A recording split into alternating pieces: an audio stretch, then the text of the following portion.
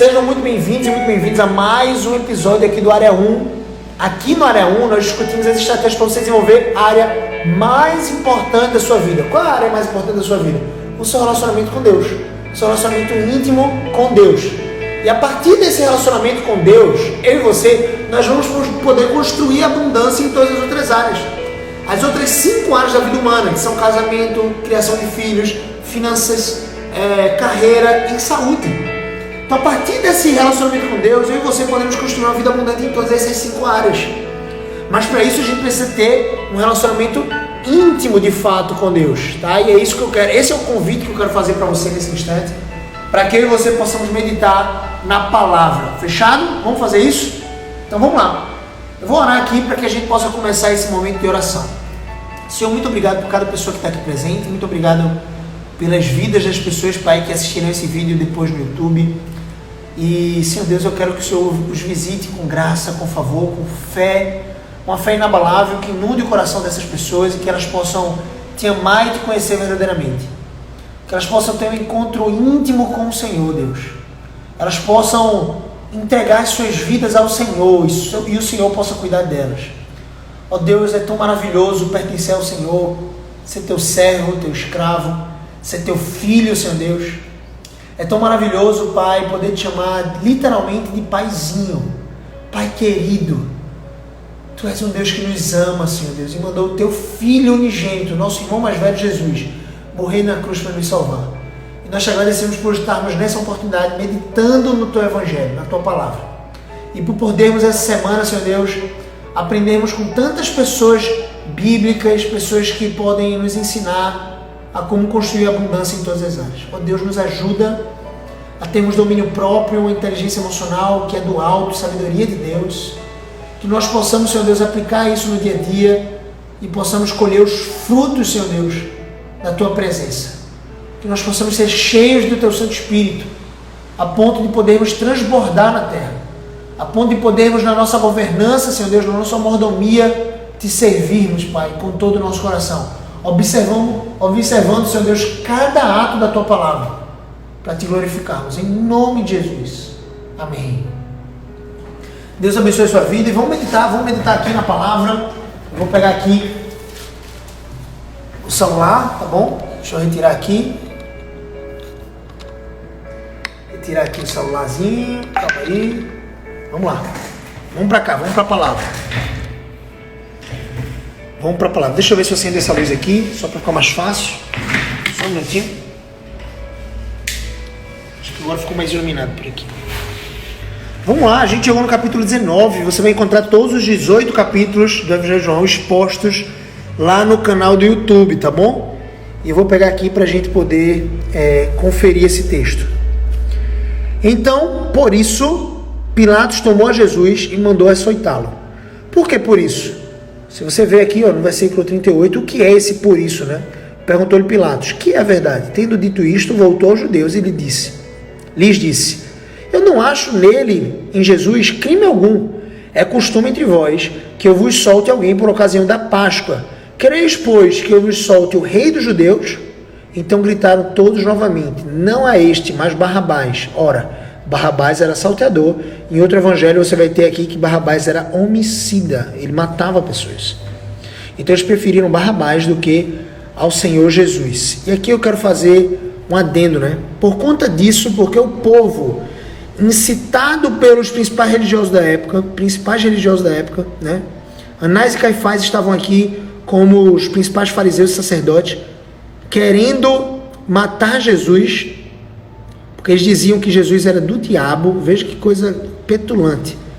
E eles gritaram por Barrabás, então Pilatos decidiu que açoitar Jesus talvez fosse algo que apaziguasse a ira dos judeus. Os soldados, tendo tecido uma coroa de espinhos, puseram-na na cabeça de Jesus e vestiram ele com um manto de púrpura. Chegavam-se a ele e diziam, salve rei dos judeus, ironizando, e davam-lhe bofetadas. Outra vez saiu Pilatos e lhes disse, eis que eu vos apresento, para que saibais que eu não acho nele crime algum. Ou seja, Pilatos deu uma surra nele, provavelmente com chicotes romanos, né? Aqueles chicotes que você provavelmente viu ali no filme de Mel Gibson, né? Com ossos com ferro, e ele ficou todo chicoteado nas costas, levou açoites, e lhes puseram essa coroa de espinhos e davam bofetadas no rosto do Santo Senhor, que morreu e sofreu tudo isso por mim e por você. Então Pilatos voltou ao povo e disse assim: já bati nele, agora eu vou soltar ele, tá certo? Mais ou menos isso. Saiu, pois, Jesus trazendo a coroa de espinhos e um manto de púrpura. Disse-lhe Pilatos: eis o homem. Ao verem-no, os principais sacerdotes e os seus guardas gritaram: crucifica-o, crucifica-o. Então Pilatos disse para eles: tomai-o vós outros e crucificai-o, porque eu não acho nele crime algum. Responderam-lhe os judeus: temos uma lei, e de conformidade com a lei. Olha que hipocrisia, gente. Ele deve morrer, porque assim mesmo se fez filho de Deus. Jesus não se fez filho de Deus, ele é filho de Deus. Foi feito por Deus, filho de Deus. E eles estavam aqui injuriando Jesus, blasfemando contra Jesus. E Jesus não se defendia, ele tinha um pai. E ele foi mais precisamente para essa hora. Foi mais precisamente para essa hora que ele veio ao mundo. Pilatos, ouvindo tal declaração, ainda mais atemorizado ficou, e tornando a entrar no pretório, perguntou a Jesus: de onde és tu? Mas Jesus não lhe deu resposta. E ele já tinha apanhado aqui, tá, gente? Então Pilatos o advertiu: não me respondes? Não sabes que eu tenho autoridade para te soltar, autoridade para te crucificar? Respondeu Jesus: nenhuma autoridade terias sobre mim, se de cima não te fosse dada. Por isso que me entregou a ti, maior pecado tem. Por isso, quem me entregou a ti, ou seja, Judas, maior pecado tem. A partir desse momento, Pilatos procurava soltá-lo, mas os judeus clamavam: se soltas a este, não és amigo de César. Vê que coisa, gente. Os judeus, que teoricamente não eram amigos de César, né? César era o imperador romano, eles eram dominados por César. Ele disse assim: Pilatos, em outras palavras, se você soltar Jesus, a gente vai mandar cartas a César dizendo que você é inimigo de César, porque você defende um rei, um outro rei que não é César. Então Pilatos ficou ali numa corda bamba, mas mesmo assim ele amou o presente século, ele amou a sua coroa, ele amou a sua vida boa que ele tinha como governador romano, e ele não amou o Senhor Jesus. Então ele não é desculpável aqui, só para ficar claro. Todo aquele que se faz rei é contra César, foram o que os judeus disseram para Pilatos. Ouvindo Pilatos essas palavras, trouxe Jesus para fora e sentou-se no tribunal, no lugar chamado Pavimento, no hebraico Gábata. E era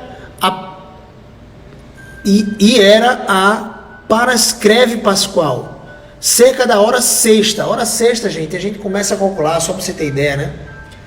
Nós começamos a calcular no horário romano, no horário judaico, a partir das 6 horas da manhã. Então, se ele disse que era hora sexta, provavelmente aqui já era meio-dia, tá? Por quê? O dia começava mais ou menos a ser calculado a partir das 6 horas da manhã. Então, hora sexta, meio-dia. Hora nona, 3 horas da tarde. Hora duodécima, provavelmente 6 horas da noite. Então, aí ia, beleza? Então, só para ficar claro aqui, já era hora sexta, ou seja, era mais ou menos meio-dia daquela sexta-feira da Paixão. E é isso que ele disse aqui, era parascreve pascual, cerca da hora sexta. E disse aos judeus: eis o vosso rei. Eles, porém, clamavam: fora, fora, crucifica-o. Disse-lhes Pilatos: hei de crucificar o vosso rei? Responderam os principais sacerdotes: não temos rei senão César. Contra eles mesmos eles disseram isso. Estavam possuídos por um espírito maligno, estavam possuídos de inveja, de idolatria a si mesmos. Eles não adoravam a Deus, eles adoravam a si mesmos, o seu próprio poder, o seu próprio governo. Então Pilatos os entregou para o crucificar. Tomaram eles, pois, a Jesus, e ele próprio, carregando a sua cruz, saiu para o lugar chamado Calvário, ou Gólgota, em hebraico, onde o crucificaram, e com ele outros dois, um de cada lado, Jesus no meio. Pilatos escreveu também um título e o colocou no cimo da cruz. O que estava escrito era: Jesus, deixa eu mostrar para vocês, que está em letra maiúscula. Olha aqui, versículo 19. Jesus Nazareno, o rei dos judeus. Estava em cima da cruz Jesus. Muitos judeus leram este título, porém o lugar em que Jesus foi crucificado era perto da cidade, era fora da cidade. E estava escrito em hebraico, latim e grego, para que todos pudessem ler. Os principais sacerdotes diziam a Pilatos: não escreva rei dos judeus, e sim que ele disse, sou o rei dos judeus. Respondeu Pilatos, o que escrevi, escrevi. Os soldados deitam sortes, aqui só para a gente entender. Os soldados, pois, quando crucificaram Jesus, tomaram-lhe as vestes e fizeram 4 partes, para cada soldado uma parte. E pegaram também a túnica. A túnica, ao invés de repartirem, porém, era sem costura, toda tecida de alto a baixo, então não dava para repartir. Disseram, pois, uns aos outros, não a rasguemos, mas lancemos sorte sobre ela, para ver a quem caberá. Lançar sorte é literalmente jogar os dados, ou, enfim, pedra, papel, tesoura, ou a dedonha, que você imaginar aí para tirar sorte, tá? Para se cumprir a Escritura. A Escritura está lá no Salmo 22, 18. Repartiram entre si as minhas vestes, e sobre a minha túnica lançaram sortes. Deus já tinha escrito isso no Salmo 22, 18. Olha que interessante. Assim, pois, o fizeram os soldados. E junto à cruz estava a mãe de Jesus, a irmã dela, e Maria, mulher de Clopas, e Maria Madalena. Vendo Jesus sua mãe, ou seja, as 4 mulheres ali, né? E junto a ela o discípulo amado, disse, mulher, eis aí o teu filho. Ele já estava na cruz. Depois disse ao discípulo, eis aí tua mãe. Dessa hora em diante o discípulo tomou para casa. Depois, vendo Jesus que tudo estava consumado, para se cumprir a Escritura, ele disse, tenho sede. Salmo 69, versículo 21, você vai ver isso. Ou João capítulo 6, versículo 35. Eu sou o pão da vida. Eu sou a água viva. Estava ali um vaso cheio de vinagre, então embeberam de vinagre uma esponja e fixando-a, num caniço de sopo. É mais ou menos uma lança, tá? Já chegaram à boca. Quando, pois, Jesus tomou o vinagre, disse, está consumado. E, inclinando a cabeça, rendeu o espírito, ou seja, morreu. Cristo morreu por mim propositalmente. Nisto me humilho ainda mais e me regozijo, me alegro. Ele morreu por mim e por você. Olha só o que diz, um soldado abre o lado de Jesus com a lança. Então os judeus, para que no sábado não ficassem os corpos na cruz, visto que era a preparação, pois era grande dia daquele sábado, sábado de Páscoa, rogaram a Pilatos que se lhe quebrassem as pernas e fossem tirados. Geralmente, as pessoas na cruz, gente, deixa eu mostrar isso aqui para vocês. Geralmente as pessoas na cruz, elas morriam de asfixia pelo tempo. Os outros 2 ladrões lá, em outro evangelho você vai ver um detalhamento disso, né, no evangelho de Lucas, em que um dos ladrões diz assim, olha, você não é o rei dos judeus porque você não desce da cruz. E o outro ladrão diz, você não tem temor? Nós estamos aqui porque nós merecemos. Ele está aqui porque ele é mesmo sem merecer. Ele é mais justo que nós. E aí ele vira para Jesus, esse ladrão, consciente. Ele era de fato um ladrão, ele era de fato um pecador.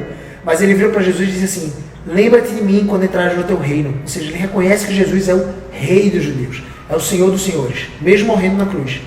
E aí Jesus disse, ainda hoje estarás comigo no reino de meu Pai, dizendo que ele iria para o céu. E esses 2 ladrões aqui, provavelmente eles não tinham sofrido açoites. Não era comum que uma pessoa destinada à cruz, que era uma morte maldita, uma morte romana, fosse açoitado antes. Não era comum isso, tá? Só para deixar claro.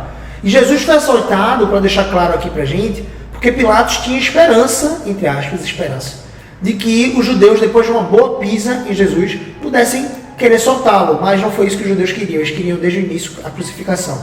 Então Jesus apanhou, sofreu ali os açoites romanos, a coroa de espinhos, e depois ele foi para a cruz. Quando ele foi para a cruz, ele morreu rapidamente, porque ele já estava debilitado. Ele passou uma longa jornada carregando a sua cruz, pela Via Crucis, né, que nós conhecemos. A Via Crucis até o Calvário ficava longe da cidade, ficava fora. Na verdade, ficava próxima da cidade, mas ficava fora da cidade. Então imagina você se deslocando, né, carregando a cruz, todo ferido, e depois você ser crucificado com os pregos nas mãos, nos pés. Então Jesus morreu antes de todos eles. Os outros permaneciam vivos, só que crucificados. E aí os judeus encorajaram Pilatos a quebrar as pernas desses outros, né, quebrar as pernas inclusive de Jesus, para comprovar que eles estavam mortos. Porque quando você quebrava as pernas, eles morriam por asfixia mais rápido.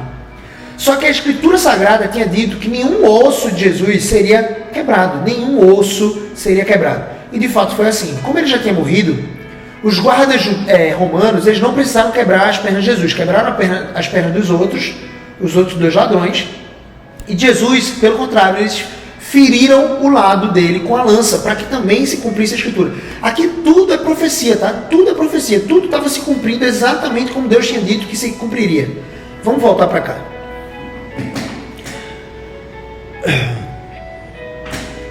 Então, estamos aqui. Capítulo 19, versículo 33. Chegando-se, porém, a Jesus, como vissem que já estava morto, não lhe quebraram as pernas. Mas um dos soldados lhe abriu o lado com uma lança, e logo saiu sangue e água. Aquele que isto viu testificou, sendo verdadeiro o seu testemunho. E ele sabe que diz a verdade, para que também vós creiais. Ou seja, o guarda, ao que tudo indica que alguns guardas, depois da morte de Cristo Jesus, eles creram em Jesus. Veja que coisa interessante. Outros sacerdotes ou outros fariseus também creram em Jesus depois da sua morte. E isto aconteceu para que se cumprisse a Escritura. Nenhum dos seus ossos será quebrado. Versículo 37. E outra vez diz a Escritura, eles verão aquele a quem transpassaram. Transpassaram com o quê? Transpassaram com a lança. Tá bom? Isso está lá em Zacarias capítulo 12, versículo 10. Ok? Eles verão aquele a quem transpassaram. Sepultamento de Jesus, então. Depois disto, chega José de Arimateia, aquele mesmo que tinha cedido espaço para Jesus fazer a Santa Ceia, a última Páscoa com seus discípulos, que era discípulo de Jesus, José de Arimateia, ou seja, um homem rico e influente, era discípulo de Jesus, ainda que ocultamente, pelo receio que tinha dos judeus, rogou a Pilatos que permitisse tirar o corpo de Jesus. Pilatos, permitiu a José de Arimateia. Então foi José de Arimateia e retirou o corpo de Jesus, e também Nicodemos, aquele a quem anteriormente viera ter com Jesus à noite. Nicodemos era um dos principais fariseus. Então o que tudo indica que ele está também crente em Jesus Cristo, crente que Jesus era o Senhor, e está ajudando José de Arimateia a retirar Jesus da cruz, e foi levando cerca de 100 libras de um composto de mirra e aloés, que era um embalsamamento, tá? Um embalsamento, como é que a gente fala? Meu Deus. Para embalsamar Jesus, tá? Os reis, quando eles eram sepultados num túmulo, um túmulo vazio, um túmulo que nunca tinha sido posto ninguém anteriormente. Isso era algo dado só aos reis, e ele era de todo embalsamado, tá? Então ele era perfumado ali para sua morte. Tomaram, pois, o corpo de Jesus e o envolveram em lençóis com os aromas de aloés e de mirra, como é de uso entre os judeus na preparação para o sepulcro. No lugar onde Jesus foi crucificado, havia um jardim, e neste um sepulcro novo, no qual ninguém tinha sido ainda posto. Ali, pois, por causa da preparação dos judeus, e por este estar perto do túmulo, depositaram o corpo de Jesus. Amanhã, se Deus permitir, nós veremos a ressurreição de Jesus. Aqui a gente precisa entender algumas coisas importantes, tá? Algumas coisas importantes aqui sobre a crucificação. A gente já foi meio que explicando um pouco sobre essa jornada de Jesus, mas ele chegou aqui ao final do seu ministério. 33 anos, em média, 3 anos de ministério profético, algumas centenas de discípulos, no mínimo 70 aqui a gente poderia destacar, 12 apóstolos, um se perderia, seria Judas Iscariotes, possuído por Satanás, sairia para trair Jesus por cerca de 30 moedas de prata. O Messias estava aqui dentro deles. O Rei dos Reis estava aqui dentro deles. O Senhor de todo o universo estava aqui dentro deles. E Ele está diante de mim e de você. E muitos não creram nele. Muitos preferiram crer em suas próprias riquezas, em seu próprio poder, em seu próprio governo. Anás e Caifás, que eram os principais sumos sacerdotes da época, ali em Jerusalém, eles estavam preocupados que Jesus tomasse o seu lugar de importância, de relevância diante dos outros judeus. Eles estavam invejosos. Eles foram tomados de inveja. Eles foram tomados de um receio idólatra de si mesmos. Esse receio idólatra muitas vezes está no meu e no seu coração. Quando eu e você, nós não queremos abandonar as práticas mortas, quando nós não queremos seguir a Jesus segundo aquilo que Ele nos prescreve e nós queremos seguir as nossas próprias paixões, o nosso próprio coração. Então, o meu encorajamento para você é que você olhe para esse ato aqui, para esse capítulo 19 da cruz, a crucificação de Jesus, e você se renda diante dele. É necessário que todo aquele que crê em Jesus se arrependa dos seus pecados, porque nós somos pecadores. E foi mais precisamente por conta do meu e do seu pecado que Jesus Cristo morreu na cruz. Deixa eu colocar aqui no pedestal.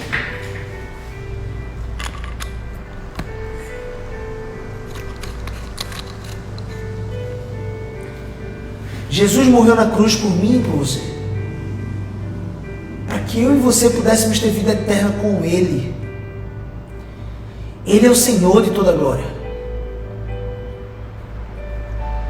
Eu queria que você sentisse isso no íntimo. Eu queria que você refletisse o valor da sua vida. Sua vida aqui na terra, ela é passageira, ela é curta. Se ela se estender por 100 anos, o que são 100 anos diante de uma eternidade inteira? É um pavio. E tudo que você faz aqui na terra reverbera na sua eternidade.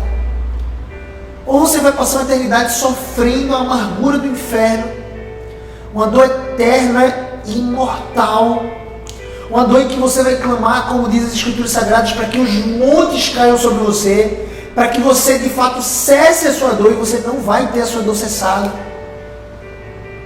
Ou então você vai desfrutar de uma eternidade de deleite, de alegria, de contentamento, de felicidade plena, na presença daquele que é infinito em poder e conhecimento. O que eu quero que você reflita, o que eu quero que você entenda é que esse Jesus, ele morreu para dar vida a mim e a você. Não sei se você entende o porquê Jesus precisou morrer, mas aqui vai a cena. A cena celeste é de que Jesus, ele é o nosso advogado. Diz lá em 1 João, capítulo 2, versículo 1. Filhinhos, essas coisas eu vos escrevi para que não pecais, mas porém, se vocês pecarem, nós temos advogado junto ao Pai, Jesus Cristo justo. E para que nós precisamos de advogado? Porque nós somos ímpios, porque nós somos condenados à morte. Porque eu e você, nós somos culpados. E a palavra de Deus diz que nenhum juiz, que inocente culpado, é digno diante de Deus. Como Deus, sendo esse Deus que diz, não é lícito um homem, um juiz, que está ali para reger a terra, para julgar os povos, para julgar a sua nação, as pessoas que convivem ali na sua cidade. Como um juiz, que inocente culpado pode passar desapercebido diante de Deus e ser justo? Não é justo. Imagina a seguinte cena: eu tenho esposa, eu tenho enteados queridos que são como filhos. Imagina, é duro pensar isso, que eles morreram por mãos de uma pessoa ímpia. De forma cruenta eles morreram. E eu pego ali, num ato súbito, eu pego em flagrante, eu aprisiono, chamo a polícia, como que na minha sã consciência, chamando a polícia para o julgar. A polícia o prende. Ele agora vai para o tribunal, vai ser julgado. Foi um crime tão atroz, foi um crime tão cruel. Imagine isso na sua família. Que toda a imprensa ela vai para esse tribunal. Isso já aconteceu na história da humanidade algumas vezes. Toda a imprensa se dirigir para observar o julgamento de uma pessoa que aparentemente matou alguém com crueldade. E uma coisa que é interessante é que todos viram na câmara de segurança da sua casa, por exemplo, que ele fez o que fez e viram como fez. Não é negável. O próprio assassino, o próprio estuprador, ele está afirmando diante do juiz. E você recebe a notícia de que quem vai julgar a causa desse assassino, estuprador, desse cruel criminoso, é um juiz amoroso. Imagina isso. É o que muitas vezes as pessoas pensam que Deus é, um juiz amoroso simplesmente. E esse juiz amoroso, ele verifica a causa da promotoria, o promotor acusa aquele homem de realmente fazer aquilo, aquele homem diante do juiz, ele confessa, diante do juiz popular ele confessa, e então o juiz vira para aquele homem, culpado do seu pecado, culpado do seu crime, e diz: olha, eu podia prender você, ou então até condenar você à morte, mas como eu sou um juiz muito amoroso, eu vou deixar você em liberdade, porque eu sou muito amoroso. Eu vou inocentar você. Me diga qual seria a sua reação diante de um juiz como esse, que inocenta o culpado pega em flagrante de ter matado a sua família inteira. Como você reagiria? Esse juiz seria mais cruel do que o próprio assassino, porque ele inocentou um culpado. Então não espere em Deus inocentar a mim e a você, porque nós sentamos no banco dos réus, do reto juiz, o juiz de todo o universo, o juiz justo, e ele não tem como inocentar a mim e a você. Não tem como eu e você sermos inocentados, porque nós somos culpados. Quantas mentiras você já contou na sua vida? Algumas centenas, incontáveis talvez. Centenas de milhares talvez. Todos os dias, Gabriel, eu cometo mentira, eu minto. Eu minto para minha esposa porque eu adulterei contra ela, eu nunca contei para ela. Todos os dias eu minto para meus filhos, todos os dias. Percebe? O que você falaria de uma pessoa mentirosa? De uma pessoa que mente centenas e centenas de vezes, ou que não consegue nem contar a quantidade de mentiras que já cometeu? Essa pessoa seria mentirosa, e a palavra de Deus diz que falso testemunho ou mentira é abominável diante dele. O Senhor se aborrece disso. Provérbios capítulo 6, você vai ver, quando ele fala sobre a maldade, a sabedoria de Salomão dizendo 6 coisas Deus se aborrece, e a 7ª sua alma abomina, e a 7ª é levantar contenda contra os irmãos. A 6ª é exatamente isso: falso testemunho contra alguém, mentir, a boca mentirosa. Quantas vezes você já desejou o mal de alguém? Você já chamou de tolo alguém? A palavra de Deus diz lá em Mateus capítulo 6, no Sermão da Montanha, ele diz: olha, aquele que chamar o seu irmão de tolo, já matou ele no coração. Ouviste o que foi dito? Não matarás. Eu, porém, vos digo. Quando ele diz eu, porém, vos digo, Jesus está dizendo ali no Sermão do Monte, capítulo 5 a capítulo 7 de Mateus, você vai ver que ele amplifica o mandamento. Ele não está dando um novo mandamento, ele está dando uma amplificação do mandamento. Disseram, não matarás. E as pessoas se sentiam justas por nunca ter matado alguém. Mas se você chamou de tolo alguém, se você chamou de idiota alguém, você já matou essa pessoa no seu coração. É isso que Jesus diz, você já é assassino. Se você ouviste o que foi dito, não adulterarás. O que as pessoas pensavam era que, se eu não deitar com alguém, eu não estou adulterando. Jesus diz, eu porém vos digo, ou seja, eu vou amplificar aqui. O que o mandamento quer dizer é mais ou menos isso. Deixa eu te dizer uma coisa. O que o mandamento quer dizer, mais ou menos não, né? Jesus diz, o que o mandamento quer dizer de não adulterarás é exatamente isso. Todo aquele homem ou mulher que olhar para um outro com intenção impura no coração já adulterou com ele. Quantas vezes você já pensou com intenção impura? Você é adúltero, você é assassino, você é homicida, você é mentiroso. O que mais você é? E Deus colocou os seus mandamentos para o nosso bem. Os seus mandamentos são postos, segundo o Salmo 119, para serem cumpridos à risca. Os mandamentos do Senhor não são penosos, são feitos para que nós possamos os cumprir. Só que nós somos pecadores, a nossa natureza é essa, eu e você, nós somos corruptos. A palavra de Deus diz que do nosso coração procede toda a fonte de prostituições e corrupção.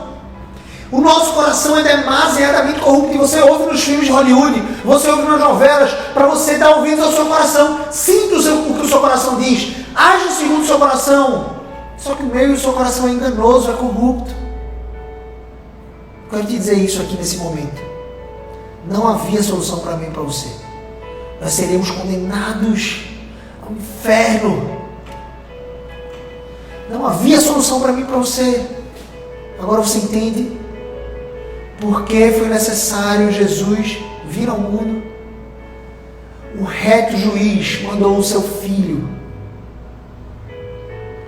para tomar o lugar no banco dos réus daquele assassino, e para que o seu filho justo, puro, santo, ao morrer na cruz por mim e por você, pudesse pagar um preço que nem todo ouro, nem todo diamante, nem toda prata no mundo, no universo, seria suficiente para pagar. O preço do sangue daquele que criou todas as coisas. Aquele que é a sabedoria de Deus, que é o arquiteto de toda a criação. Ele se fez pecado por mim e por você. Aquele que não conheceu o pecado se fez pecado por mim e por você. Eu quero que você entenda isso. Por isso Jesus veio ao mundo, por isso Ele encarnou, se limitou a esse corpo humano falho, mas não pecou contra o Senhor. Em nenhum segundo da vida de Jesus, eu quero que você entenda isso, Ele deixou de amar a Deus acima de todas as coisas. Em nenhum segundo da vida de Jesus, Ele deixou de amar o próximo como a Ele mesmo. Em nenhum segundo. E quantas vezes eu e vocês somos egoístas com os nossos cônjuges, com as pessoas que nós amamos, com os nossos filhos. Nós deixamos de amá-los como a nós mesmos, somos geralmente egoístas. Quantas vezes? E Jesus não deixou de cumprir o mandamento do Senhor, cumpriu cabalmente. Ele foi tentado no deserto, passou 40 dias e 40 noites com fome, sendo tentado por Satanás. Mateus capítulo 4, você vai verificar essa tentação. E ele resistiu até o sangue, para que em Hebreus, eu e você pudéssemos ter a compreensão de que ele suportou as tentações para nos dar exemplo, para ser um sacerdote que se compadece de nós, o nosso sumo sacerdote. O sumo sacerdote no povo judeu, ele entrava no Santo dos Santos uma vez ao ano, na presença santíssima do Senhor, uma vez ao ano, depois de ter imolado sacrifícios de cordeiros inocentes, ou seja, verteu sangue. O sangue de animais não purifica ninguém dos seus pecados. O sangue de animais no Antigo Testamento simbolizava um Cristo, o Cordeiro de Deus que viria. Ou seja, quando algum judeu imolava um animal, Abraão, Jacó, Isaac, Moisés, Arão, Josué, Davi, todo aquele que imolava um animal, todo ele que imolava um animal ali, para a remissão dos seus pecados, Jó pelos seus filhos, todo aquele que imolava um animal, ele na verdade estava apontando por fé para Cristo Jesus. Cristo Jesus, que não sendo animal, sendo homem, varão perfeito, seria o Cordeiro de Deus que tiraria o pecado do mundo. E o sacrifício dele é suficiente para lavar o pecado de todo homem. Mas nem todo homem será lavado no sangue de Jesus.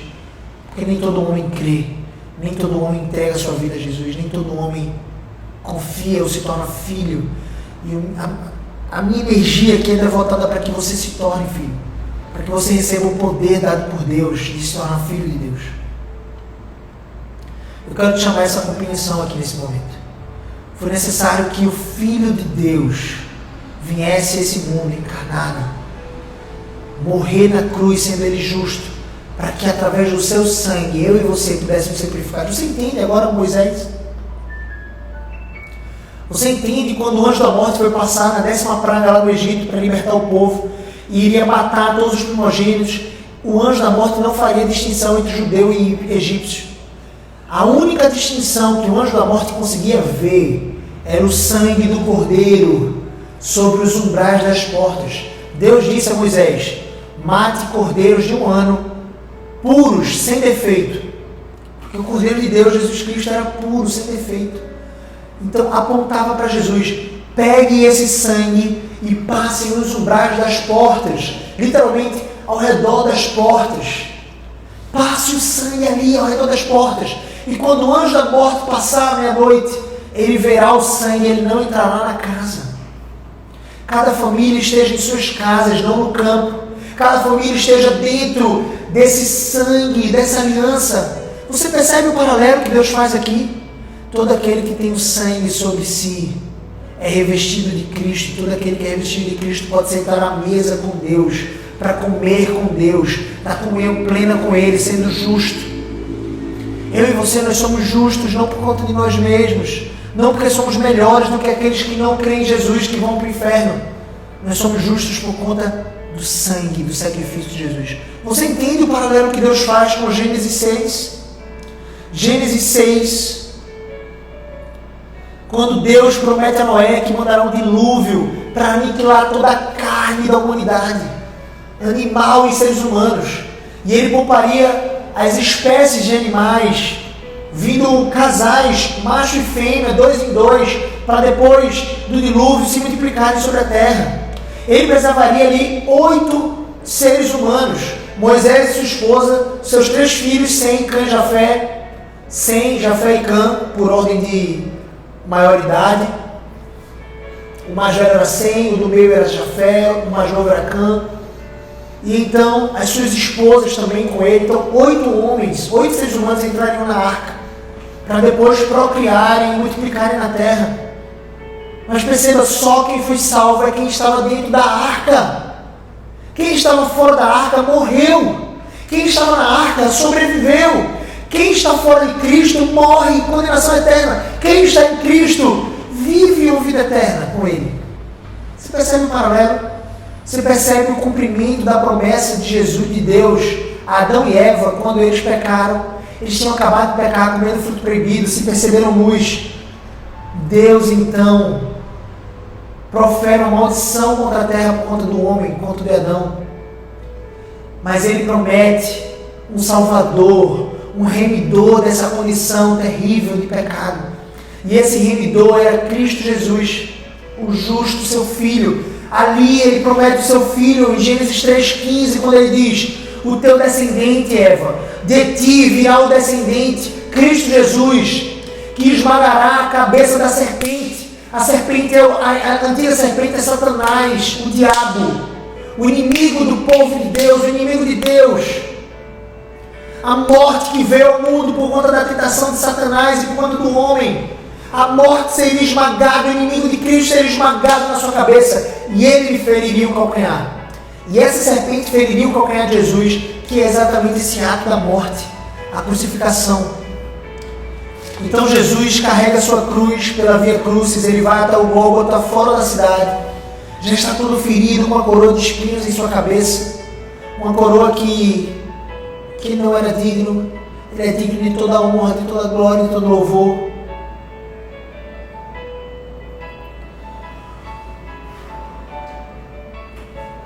O pai desses fariseus, desses judeus, era Satanás. O pai de todo aquele que não crê em Cristo é Satanás. Por isso que Deus diz: todos nós estávamos mortos em delitos e pecados. Mas Deus me amou sendo eu ainda pecador. Deus te amou sendo você ainda pecador. Ele não te amou porque você é bonzinho. Ele não te amou porque Ele viu lá na frente no futuro e que você seria um homem justo, que doaria cestas básicas, que faria caridade. Não. A palavra de Deus diz que a melhor das nossas obras são como trapo de imundícia diante de Deus. Trapo de imundícia. São como nada. Muitas vezes nós fazemos boas obras para sermos vistos pelos homens, para parecermos bons. A nossa justiça não é justa. Cristo Jesus, sendo justo, morreu por mim e por você, sendo nós ainda pecadores. Sendo nós ainda pecadores. Para que você pudéssemos ter vida abundante, vida com Ele, vida de intimidade, vida de leitura da palavra, de oração, de busca da sua presença. Eu e você, nós somos chamados por Deus todos os dias a vivermos uma vida de renúncia das nossas paixões, de viver uma vida para Deus, uma vida que colhe alegria e felicidade plena, porque aquele que crê em Cristo e obedece aos mandamentos recebe dele a alegria plena, que você não encontrará em nenhum outro lugar, no sexo, na pornografia, na riqueza, em carros luxuosos, na fama. Você não encontrará.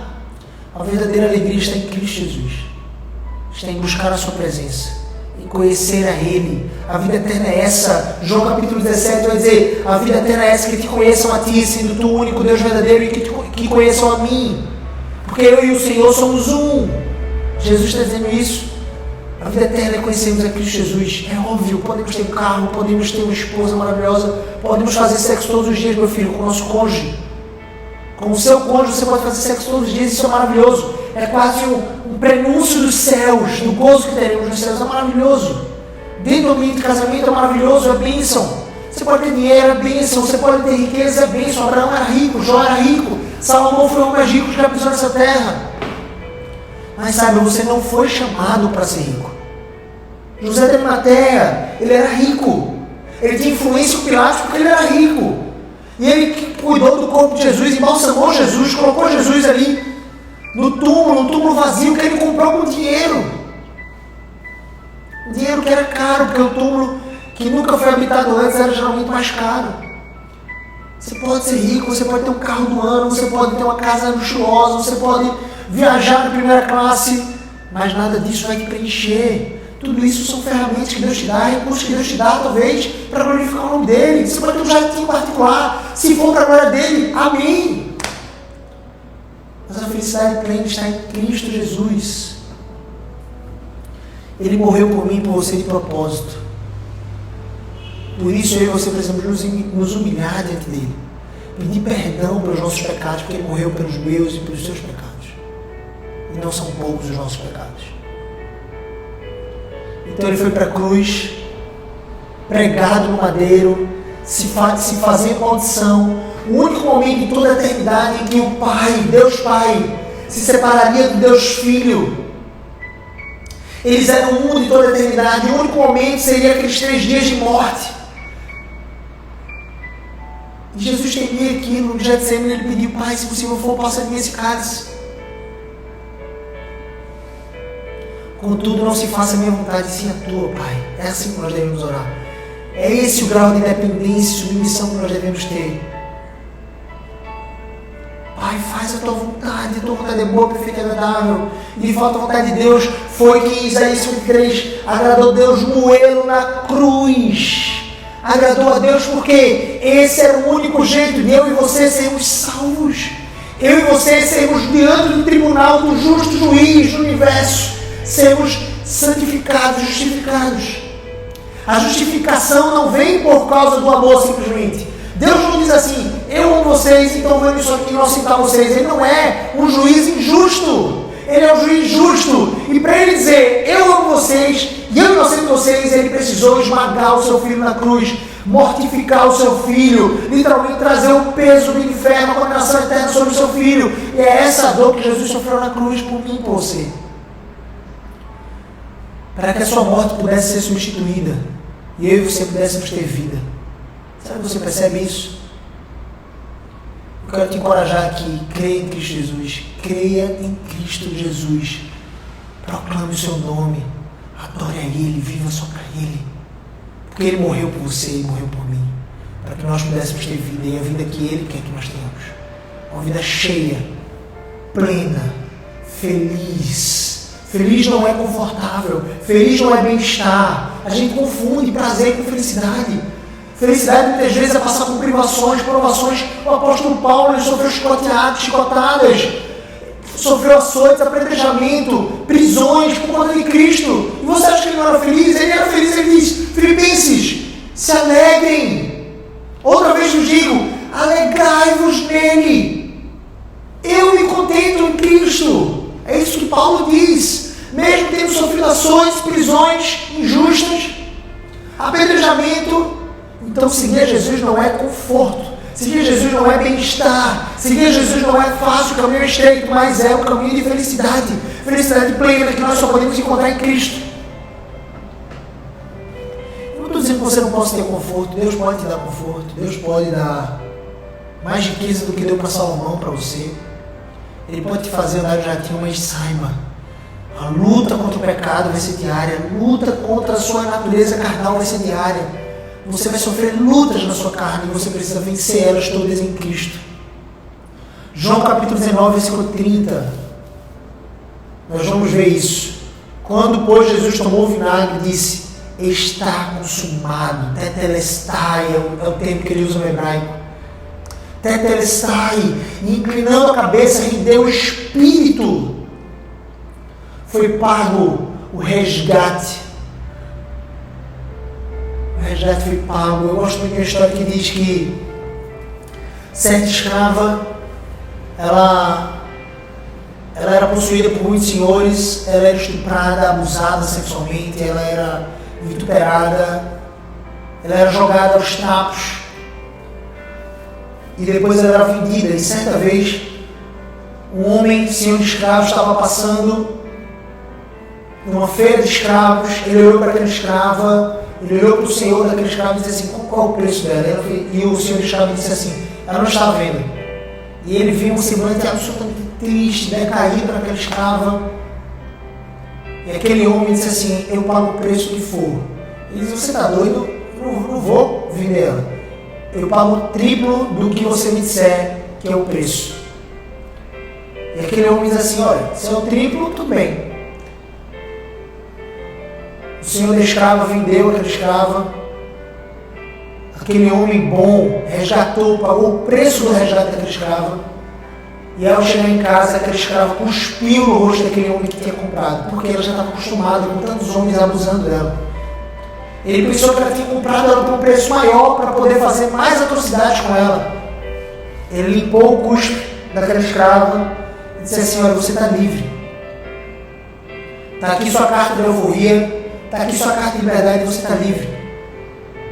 E aquele escravo, não entendendo aquilo, começou a bater naquele homem, começou a cuspir naquele homem mais e mais. Ela ficou desesperada, ela não entendia, ela pensou que era uma brincadeira, alguma coisa do tipo. E aquele homem disse: calma, você está livre, eu paguei o seu preço para que você pudesse ser liberta, para que você não mais sofresse. Então aquela escrava cai em si. Ela entende o que aquele homem disse. Ela entende o que aquele homem tinha feito. Ela não compreendeu o porquê. Ela era suja, ela tinha sido abusada muitas vezes. E ela diz: olha, para onde eu vou? Para onde eu vou se só o Senhor, só você é que foi capaz de fazer isso por amor a mim? E aquela escrava diz: olha, eu quero te servir. Eu quero te servir pelo tempo que for. Eu quero te servir de graça. Jesus pagou o preço por mim e por você. Um preço de sangue, um preço muito maior do que aquele senhor pagou para aquele escravo. E ele pagou o preço para que eu e você pudéssemos ser livres do pecado. Livres da amarra do pecado. O provérbio vai dizer que todo aquele que comete pecado é escravo do pecado. Eu e você, nós éramos escravos do pecado. Existem muitas pessoas aí que se dizem livres por terem dinheiro, se dizem livres por terem fama, poder, mas elas são escravas do pecado.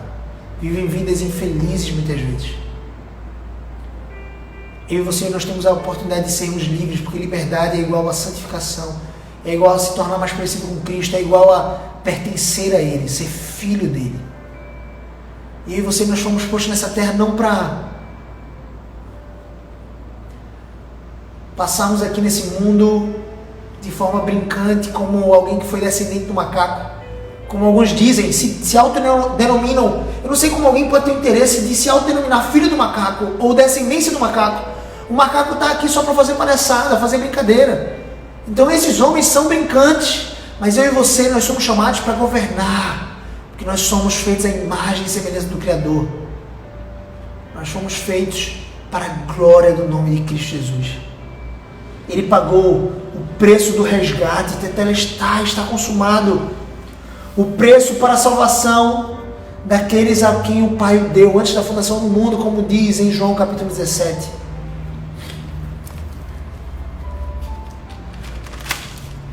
Nicodemos e José de Arimateia prendem, tiram, na verdade, Jesus da cruz, embalsamam ele como rei, como de fato ele deveria ter sido, com aloés e mirra, e o põem num sepulcro nunca antes habitado, para que ali ele passe 3 dias, da sexta-feira ao entardecer, quando ele foi crucificado, morto, sepultado, sábado, no domingo de madrugada, quando ele ressurgiu, reaveu a vida, porque ele tem poder para reaver a vida.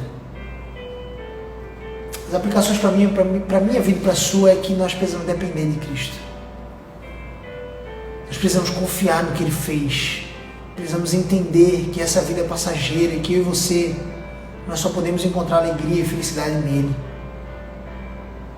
Que eu e você, nós éramos nada, menos do que nada. A palavra de Deus vai dizer que as nações são como poeira diante do Senhor. Eu e você, nós somos nada diante dele. Mas ele olhou para mim e para você, para a minha miséria e para a sua miséria, para o meu pecado e para o seu pecado. Ele nos amou. E ele mandou o seu filho morrer na cruz porque ele se importou conosco, para que eu e você pudéssemos ter vida eterna. Eu te chamo a isso, eu te chamo a mergulhar nessa compreensão, a mergulhar na compreensão de que Deus é um Deus grande e poderoso.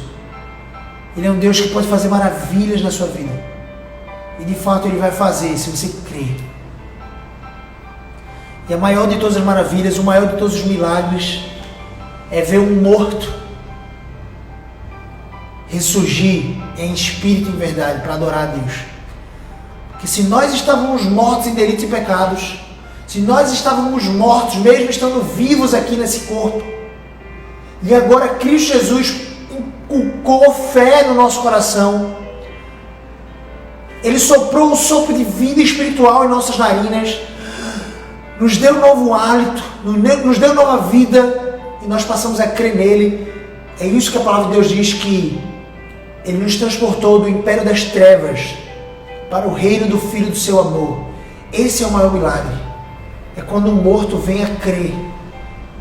E para um morto poder crer, poder ser salvo em Cristo, poder pedir perdão pelos seus pecados, é necessário que o Espírito o avive. Cristo morreu por mim e por você. Cristo morreu por mim e por você. Eu não vou cansar de dizer isso. Ele morreu para que nós pudéssemos ter vida. Vida em abundância. Se você não está vivendo a sua vida em abundância, se você não está vivendo uma vida de intimidade com Deus, se arrependa agora, se ajoelhe nos seus joelhos, coloque o seu joelho no chão e ore e clame a Ele. Peça misericórdia, peça intimidade. Ele não negará isso a você. Vamos orar. Senhor nosso Deus, eu te oro por todos que estão aqui, Senhor Deus. Peço para que o Senhor os visite, Pai, com a Tua salvação maravilhosa, com a Tua graça infinita, Deus.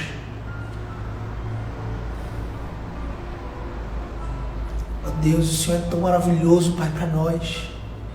O Senhor mandou o Teu Filho morrer na cruz por nós, Pai. Nós, sendo ainda pecadores, inimigos da cruz, inimigos do Senhor, o Senhor nos fez Teus amigos, Pai. Nos converteu o coração pela obra do Teu Santo Espírito. Nos convenceu do pecado, miserável pecado, Pai, que nós cometemos todos os dias. Mas o Senhor nos deu um advogado junto a Ti, um advogado que pagou o preço, para que eu e meus irmãos pudéssemos ser salvos, ó Deus.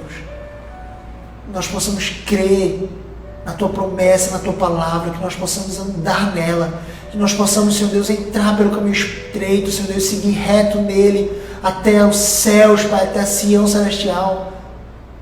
Nós sabemos que o Senhor voltará. Nós queremos estar preparados com a lâmpada, Senhor Deus, e o azeite. Ó Deus, nos reveste da Tua cruz, nos reveste, Senhor Deus, do Teu sangue, e nos faz viver a vida que o Senhor quer que nós vivamos, Pai. Nos faz viver a vida que o Senhor quer que nós vivamos para a Tua glória. Em nome de Jesus. Amém. Deus abençoe sua vida. Glória a Deus, porque não acaba aqui. O capítulo 20 vem antes do capítulo 21, que é quando Jesus ressuscita. Perdão, o capítulo 19 vem antes do capítulo 20, que é quando Jesus ressuscita dentre os mortos. E amanhã nós, com a graça de Deus, veremos o capítulo 20. E depois o capítulo 21 de João, terminando esse livro. E podendo meditar um pouco mais ainda nas Escrituras. Tá bom? Deus abençoe sua vida. Não se esqueça de se inscrever no canal Gabriel CBO, lá no YouTube. Se inscreve no canal. Se você está assistindo esse vídeo no canal do YouTube, ativa aqui, tem um botãozinho inscrever-se. Se inscreva no canal, ative as notificações, clique em gostei, porque isso é muito importante para mim, tá bom? Deus abençoe sua vida, seu ministério, sua família. Que você possa construir abundância em todas as áreas. E que você possa começar a partir do seu relacionamento com Deus, da área 1. Cheio no coração, Deus abençoe, contem comigo, contem com as minhas orações, obrigado pela sua audiência. Tchau, fiquem com Deus, valeu.